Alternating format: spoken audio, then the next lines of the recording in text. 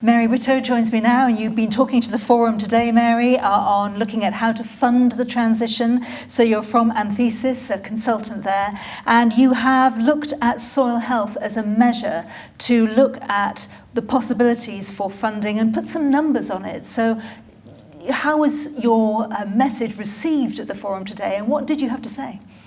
Well, hopefully, I think it was well received. We, in the paper that we wrote, we come up with quite a big figure for transitioning all EU farms to more sustainable agriculture in the region of 28 to 35 billion euros. So it is a big figure, and in some ways, I was quite surprised that actually no one picked up on that.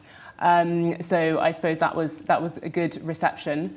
I think there is still the issue, I suppose, of the farmer not feeling like they are listened to, that they are supported, and I think especially with funding, there was a question in the audience from a farmer, and I think her she was quite sort of frustrated, perhaps, saying but we can talk about funding for a long time and different sources of funding and the amount.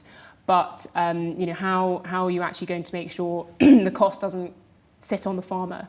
Sorry, and how do we make sure that through this transition, with the big costs involved and the big numbers, how do you make sure that farmers aren't left behind and that farmers aren't just given the costs and told you have to do this, this, and this? And your view is very much that collaboration to scale. We talk about scaling up ideas, solutions, innovations, but collaboration at scale, because there are risks of transition, and the risk to the farmers is obviously a clear one that's being debated.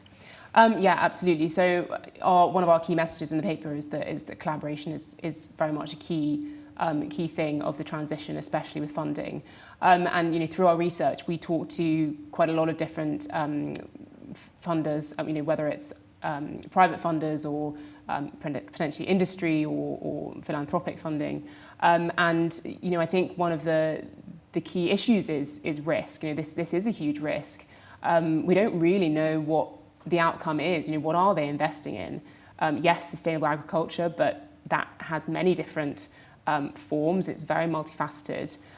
So one of the answers was, hopefully, if we collaborate at scale, bring in lots of partners, it will de-risk the funding somewhat, which will also encourage more funders to come in.